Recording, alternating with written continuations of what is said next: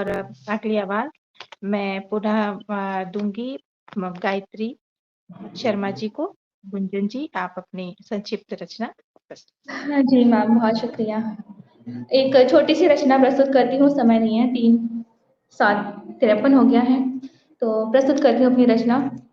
गांव सिर्फ याद के लिए रह गए हैं, कि गांव सिर्फ याद के लिए रह गए हैं, शहर रोजगार के लिए हो गए हैं। गांव सिर्फ याद के लिए रह गए हैं और शहर रोजगार के लिए हो गए हैं। वो महुआ, वो आम, वो काफल। काफल एक ऐसा फल है जो उत्तराखंड में होता है, तो मैंने उत्तराखंड और देश के सभी हिस्सों को लिया है ताकि मैच हो जाए। और वो महुआ, वो आम, वो काफल, वो बगिया, वो मचान, वो पगडंडी, वो सभी यादगार हो गए। गांव सिर्फ याद के लिए रह गए। जो गांवों से पलायन हो रहा है शहरों की तरफ, शहरों में लोग आ रहे हैं रोजगार के सिलसिले में, इसी पर ये पूरी तरह से रचना है कि शहर में अपने गैर और गैर अपने मददगार हो गए। शहर में अपने गैर और गैर अपने मददगार हो गए। संयुक्त परिवार का बिखेर रिश्तों में विक्षोभ हो गए। कि संयुक्त परिवार का बिखेर रिश्तों में विक्षोभ हो गए। गांव सिर्फ यादगार के लिए रह गए। अब बच्चे उड़ चले डिग्रियों के पर लगाए।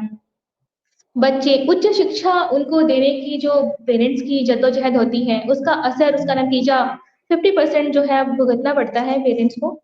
कि बच्चे उड़ चले डिग्रियों के पर लगाए। बुजुर्गों पर सितम ऐसा कि घर उजाड़ हो गए। गांव सिर्फ याद के लिए रह गए। ये पेट की भूख, दाने दाने और निवाले को जूझना। ये पेट की भूख, दाने दाने और निवाले को जूझना। सरकारी नीतियां और दावे सब बेकार हो गए। गांव सिर्फ याद के लिए रह गए। गांव सिर्फ याद के लिए रह गए। बहुत धन्यवाद। बहुत शानदार, बहुत बढ़िया, बहुत ही बढ़िया। ग्रामीण जीवन का बहुत ही